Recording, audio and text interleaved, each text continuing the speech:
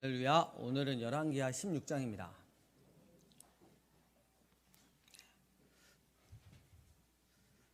열왕기하 16장을 펴시고 하엘이 조용해라. 열왕기하 16장 그 옆에다가 이제 그 16장 1절 그 아하스가 왕이 되죠. 남쪽에. 그래서 그 옆에다가 미가 그 다음에 이사야를 딱 써놓으시고, 우리가 16장을 살펴보기 전에 이제 남유다에서 활동했던 선지자 두 명이 있는데 바로 이 미가와 이사야입니다. 그래서 오늘은 그 중에서 미가를 살펴보도록 하겠습니다. 그래서 체크해 놓으시고 미가서로 넘어갑니다. 네, 요나 다음에 있어요. 1291페이지. 네. 1291페이지. 예. 미가가 잘 안 보이죠? 이거 있었나? 이러시면 안 됩니다. 아, 미가도 성경이었구나. 막 이러시면 안 됩니다. 1291페이지에 있고요. 미가는 누가 하나님과 같은가 라는 이름의 뜻입니다.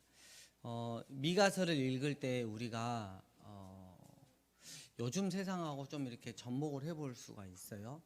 갈수록 부패하고 폭력적인 사회에서 과연 온전한 믿음의 생활이 가능할까? 라는 질문을 던지게 하는 게 바로 이 미가서고요.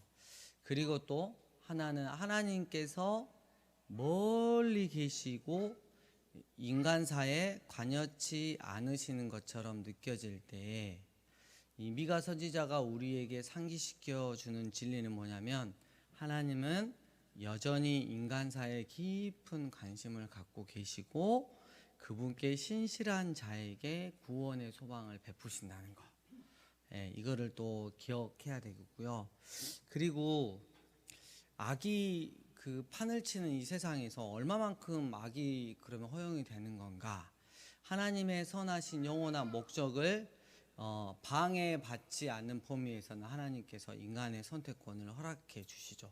하지만 결코 하나님의 선한 목적은 반드시 마지막 때까지 이루어진다는 것을 우리는 이제 기억해야 되는 거예요.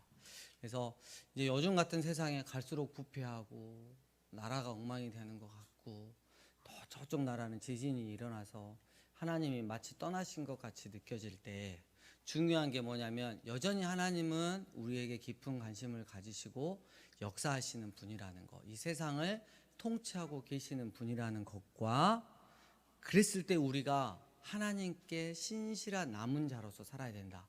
오늘 세 글자 키워드가 남은 자입니다. 남은 자. 하나님께 남은 자로 살아야 한다라는 것이죠. 자, 이제 살펴보도록 하겠습니다.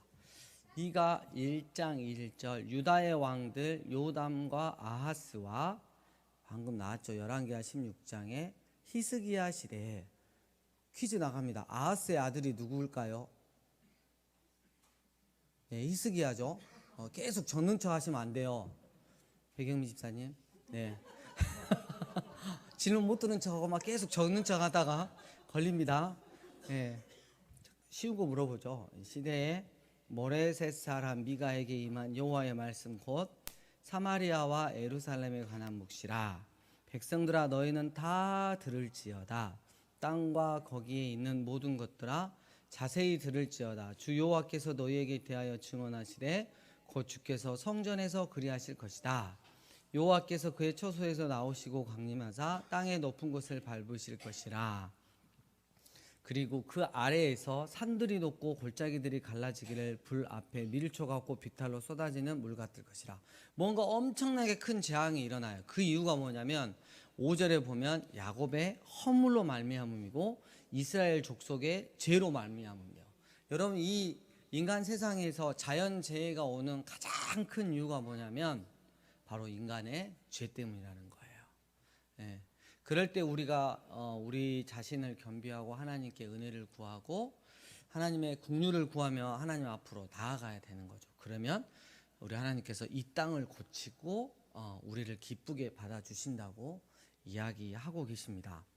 자, 아무튼 하나님께서 이 지금 이스라엘의 죄 때문에 너희들은 쓰레기만 이렇게 그 나뒹구는 공토로 만들어 버릴 것이야 라고 쭉 7절까지 이렇게 이야기를 하고 계시고요. 8절에 이러므로 내가 미가가 애통하며 애곡하고 벌거벗은 몸으로 행하며 들깨같이 애곡하고 타조같이 애통하리니 이는 그 상처는 고칠 수 없고 그것이 유다까지도 이르고 내 백성의 성 곧 예루살렘에도 미쳤습니다. 그래서 미가 선지자는 벌거벗은 몸으로 행했다. 행위로 이제 이렇게 보여주는 거죠. 그러니까 거의 맨몸 상태인 포로 복장으로 돌아다닌 거예요. 결국 남유다도 바벨론에 의해서 멸망을 당하고 포로로 끌려가잖아요. 그것을 보여주고 있는 거죠. 이렇게까지 미가 선지자가 이 퍼포먼스도 하고 그러지만 결코 남유다는 회개하고 돌아오지 않았다는 거. 그래서 결국 멸망당할 수밖에 없었다는 거죠. 그리고 10절에서 16절 보면 12성읍에 대해서 가드부터 10절에 보면 가드부터 예루살렘에 이르는 이 12성읍에 대해서 심판이 쭉 나와 있습니다. 그래서 보면 가드부터 이렇게 나오는데요. 특별히 좀 생각해야 될 게 13절에 있어요. 라기스 주민아 너는 준말을 병거에 메울지어다. 라기스는 딸 시온의 죄의 근본이니 이스라엘의 허물이 내게서 보였다.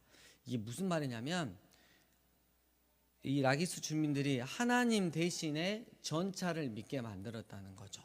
다시 말하면 하나님 대신에 다른 세상적인 것, 우리 편하게 말하면 돈, 뭐 어떤 지위, 이런 것들로 하나님을 대체시켜 버린 거죠.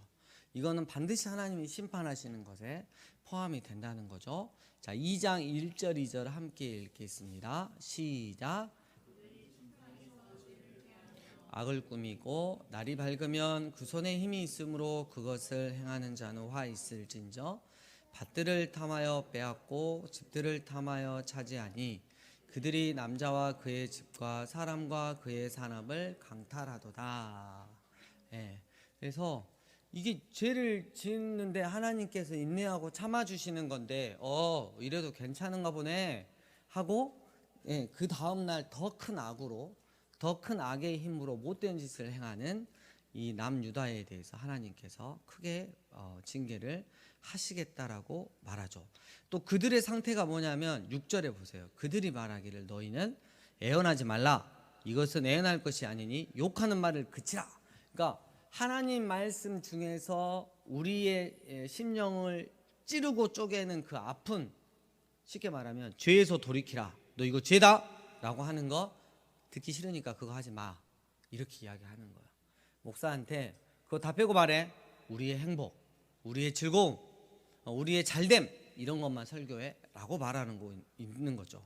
또 보세요. 11절 사람이 만일 허망하게 행하며 거짓말로 이르기를 내가 포도주와 독주에 대하여 내게 애언하리라 할 것 같으면, 다시 말하면 당신이 원하는 모든 것, 더 많은 돈과 최고의 포도주를 하나님에게서 얻어낼 수 있는 법을 설교해 주겠다라고 하면 그 사람이 이 백성의 선지자가 되리로다. 그러니까 목사도 문제인데 성도들도 그걸 좋아하는 거야. 이 세상에서 어떻게 하면 높은 자리에 올라가고 어떻게 하면 돈을 많이 벌고 하나님 믿으면 그냥 이 세상에서 세상적인 복을 많이 받아 누리는 거, 이거를 하면 목사님 진짜 좋다고, 저 목사님 진짜 영빨 있다고 이렇게 하는 시대가 됐죠. 하엘이 너 조용히 안 할 거야? 하엘이 네가 하든가. 그럼 나와서 아무것도 못 알아먹고 그냥 나가고 있습니다. 네. 자, 3장으로 넘어갑니다. 3장 1절 내가 또 이르노니 야곱의 우두머리들과 이스라엘 족속의 통치자들아 들으라. 정의를 아는 것이 너희의 본분이 아니냐. 너희가 선을 미워하고 악을 기뻐하여 내 백성의 가죽을 벗기고 그 뼈에서 살을 뜯어 그들의 살을 먹으며 그 가죽을 벗기며 그 뼈를 꺾어 다지기를 냄비와 속 가운데에 담을 고기처럼 하는도다. 이렇게 이야기를 하고 있어요. 여러분 이 세상의 각 나라도 있지만 특별히 우리나라의 정치자들을 그 정치인들을 위해서, 대통령을 위해서 기도해 줘야 합니다. 저는 그 요즘에 항상 이렇게 사상 문제가 많이 대두가 되기 때문에 다른 기도는 하지 않고 딱 이거 하고 있어요. 하나님, 대통령, 정치인들, 하나님을 두려워하는 대통령과 정치인들이 되게 해주시고, 백성을 정말 섬길 수 있는 대통령과 정치인이 되게 해주세요. 하나님, 그런 자들만 하나님께서 세워주시고, 나머지 방금 3장 1, 2, 3절에서 말하는 그런 대통령과 정치인이라면 하나님 제거시켜 주세요. 이렇게 기도하고 있어요. 우리가 늘 나라를 위해서 기도를 해야 합니다. 또 경제인들은 어떻게 돼요? 서로 잘 나눌 수 있는, 사회는 폭력과 음란이 떠나갈 수 있는, 교육은 주님께 돌아올 수 있는, 문화로서 하나님을 섬길 수 있는 이 나라가 되게 해주세요라고 늘 기도하고 있습니다. 또 5절에 보니까 내 백성을 유혹하는 선지자들은 이에 물 것이 있으면 평강을 외치나. 그러니까 뭐냐면 어디서 돈 나올 때가 있으면 평강하다고 축복을 해주는 거야, 선지자가. 그러니까 제가 자주 쓰는 말이지만 권력을 탐하고 돈을 사랑하고 음란을 먹고 마시면 이런 정치인들이나 이런 목사들이나 이런 성도들이 되면 절대 안 된다는 거죠. 우리는 늘 우리의 원함을 주님께 둬서 주님으로 말미암아 만족하고 주님이 하신 말씀을 기쁨으로 순종하며 그 안에서 자유함을 누릴 수 있는 자들이 되어야 됩니다. 자, 9절 봐보세요. 야곱 족속의 우두머리들과 이스라엘 족속의 통치자들 곧 정의를 미워하고 정직한 것을 굽게 하는 자들아 원하노니 이 말을 들을지어다. 시온을 피로 예루살렘을 죄악으로 군척하는도다. 그들의 우두머리들은 뇌물을 위하여 재판하며 그들의 제사장은 삭슬 위하여 교훈하며 그들의 선지자는 돈을 위하여 점을 치면서도 여호와를 의뢰하여 이르기를 여호와께서 우리 중에 계시지 아니하나 재앙이 우리에게 임하지 아니하리라 하는도다.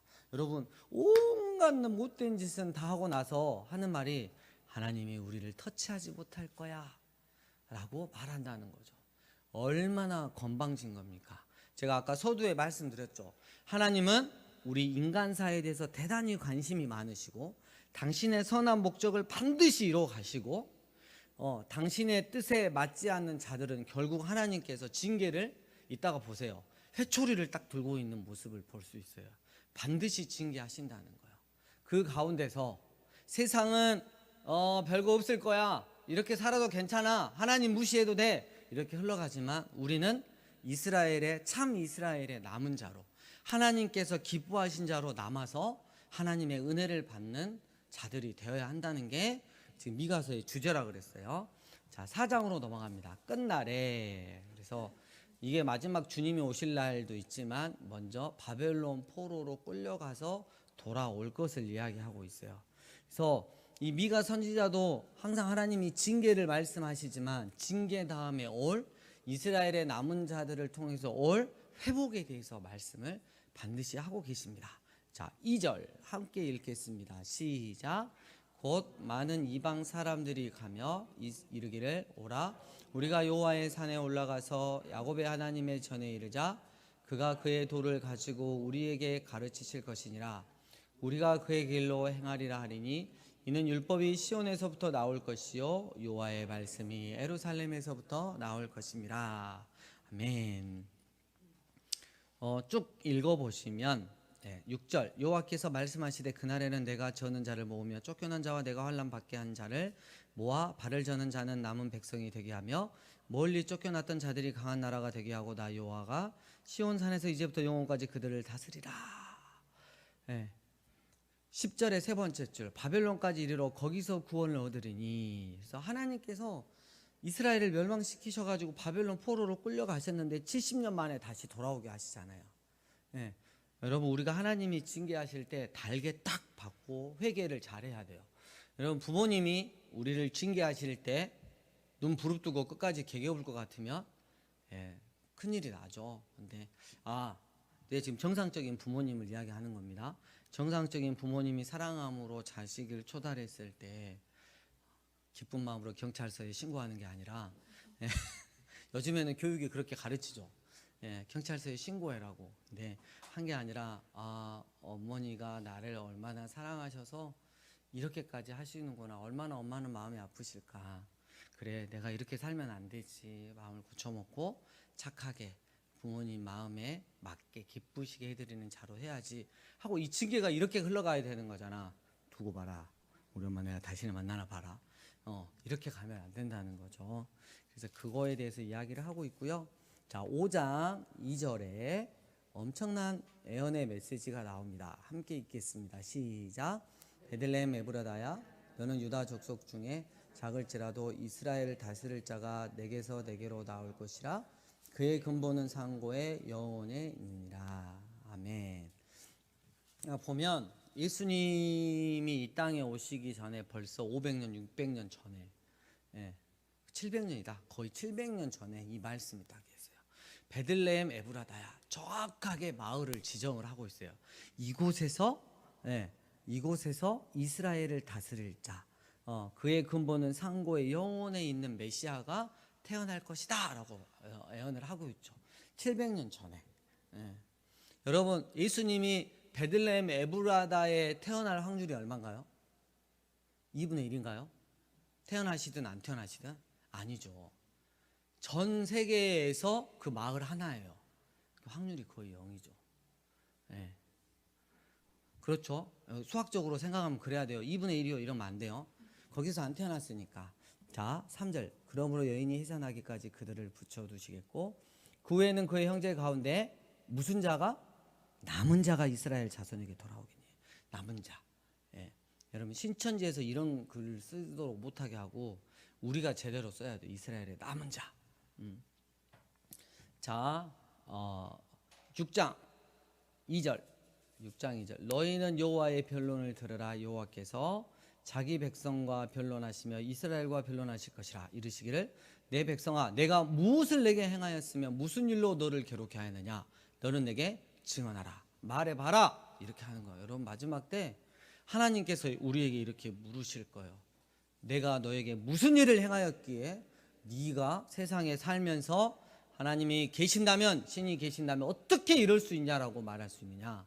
너 한번 말해봐라. 내가 어떻게 세상을 통치했는지. 마지막 심판 때 물어보시는 거죠. 나는 공의의 하나님이시고 하지만 그 공의보다 더 중요한 사랑의 하나님이기 때문에 아들 예수를 이 땅 가운데 보내서 너희를 구원시키기를 원했다. 너희가 그 사랑에 대해서 한번 말해봐라. 이렇게 물으실 때가 반드시 온다는 거죠. 자, 6절, 7절, 8절 주제가 나옵니다. 함께 읽겠습니다. 시작. 내가 무엇을 가지고 여호와 앞에 나아가며 높으신 하나님께 경배할까? 내가 번제물로 일련된 송아지를 가지고 그 앞에 나아갈까? 여호와께서 천천의 순양이나 만만의 강물 같은 기름을 기뻐하실까? 내 허물을 위하여 내 맏아들을 내 영혼의 죄로 말미암아 내 몸의 열매를 드릴까?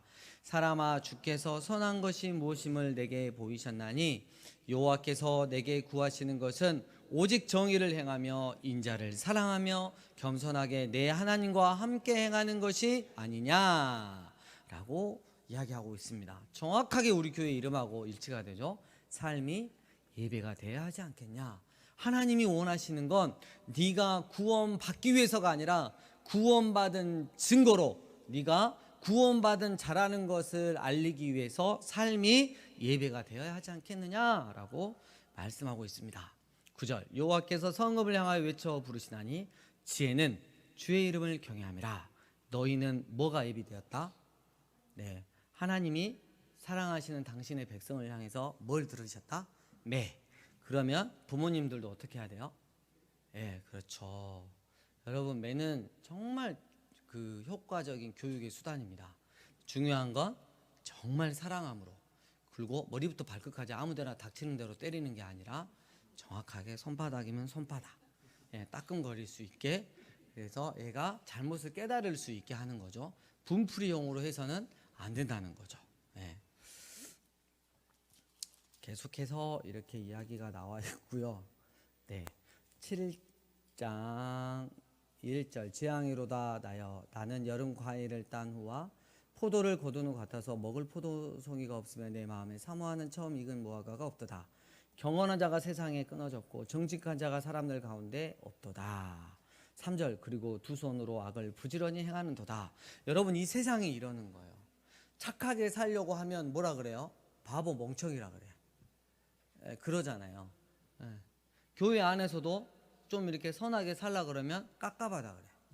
뭐 융통성이 없다 그러나 막 별의 별만을 다 해요. 하지만 성경에서 말하고 있어요. 경건한 자가 세상에서 끊어졌고 정직한 자가 세상에서 끊어졌다고. 남들은 다 그래도 우리는 하나님께 남은 자가 되어 정직하고 그리고 경건한 자로 이 세상을 살아가야 할 것입니다. 여러분, 우리가 하나님의 말씀을 다 지켜내기가 힘들어요. 어떤 상황에서는 내가 안 그러려 그랬는데 내 형편상 또 막 이렇게 믿음 부족상 막 그러면서 그냥 세상적인 것을 선택해 버리고 합리화해 버릴 때가 있어요. 분명히 있어요. 저도 있고 여러분도 있어요. 있는데 이게 습관이 되면 안 된다고. 그때는 그랬는데 내가 믿음이 연약해서 그런 거지, 다음에 이런 게 있으면 꼭 말씀대로 순종해 봐야지 하면서 분명히 다음에 또 그런 상황이 오거든요. 그랬을 때 딱 말씀에 결단을 하고 순종을 할 수 있는, 그래서 그렇게 변화될 수 있는 우리들이 되어야 한다는 것입니다. 여러분, 율법적으로 변화되라는 게 아니라 기쁜 마음으로 하나님께서 원하시는 길을 선택하는 저희들이 되어야 할 것입니다. 네.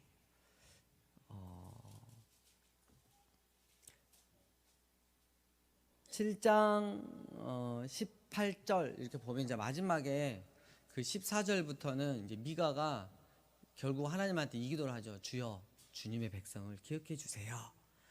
긍휼을 베풀어 주세요. 라는 그런 기도문인데요. 18, 19, 20절 우리 마지막으로 읽겠습니다. 시작.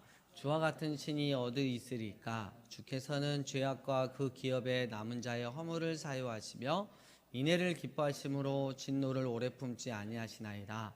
다시 우리를 불쌍히 여기셔서 우리의 죄악을 발로 밟으시고 우리의 모든 죄를 깊은 바다에 던지시리이다. 주께서 옛적에 우리 조상들에게 맹세하신 대로 야곱에게 성실을 베푸시며 아브라함에게 인애를 더하시리이다. 아멘. 이렇게 하면서 미가서가 마무리되고 있습니다. 다시 한번 정리하자면, 하나님은 여전히 우리 인간사에 깊은 관심을 가지고 계시고 공의를 행하신다는 거, 매를 들고 징계를 행하신다는 거. 근데 이 기초가 사랑이라는 거. 그러니까 우리가 갈수록 부패하고 폭력적인 이 사회에서 온전한 믿음의 사람으로 살아내야 한다는 거. 없어졌어요. 경건한 자가 없어지고 정직한 자가 없어지는 이 세상에서 오히려 더 경건하고 더 정직하게 온전한 믿음의 사람으로 살아가는 삶의 예배가 되는 자들로 우리는 남아 있어야 된다. 그러면 하나님께서는 반드시 마지막 때 신실한 자에게 구원의 소망을 베푸신다는 것을 우리가 명심하셨으면 좋겠습니다. 이번 한 주 또 미가서를 통해서 귀한 은혜를 누리시는 여러분 되시기를 축복합니다. 주님 가르쳐 주신 기도로 마치겠습니다.